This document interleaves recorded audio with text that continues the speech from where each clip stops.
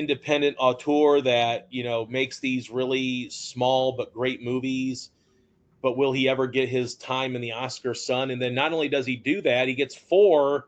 He goes from 0 to 4 just like that in one night, getting his Oscars. It's crazy to think that, you know, but that's sometimes that's the way it's going, and you know, I think it's definitely deserved. But you know, do you think that this is going to change him? I mean, I obviously was going to ask you that question. you know, I the mean, expectations are going to be there, but I think for him, he always probably sets expectations for himself. I'm assuming because I don't think he, and I don't mean this as a negative, but I think he kind of comes off as like a perfectionist, but not in a bad way, but in a way that he's got a vision for each of his movies and he's unflinchingly going to make the movie he wants to make. And he honors the work. right.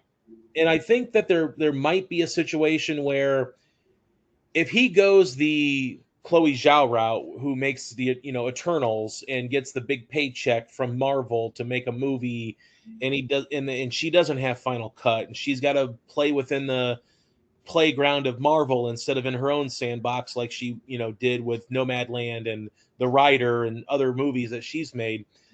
But I don't think that Sean Baker is going to worry so much about that. I don't think he's going to be like, you know, I want to be a billionaire living on in the Hollywood Hills, and I don't want to, you know, I think he looks like he's going to continue making the movies about the people that he's made movies about, sex workers, people in sort of the seedier underbellies of American society that don't always get the treatment that he believes they deserve.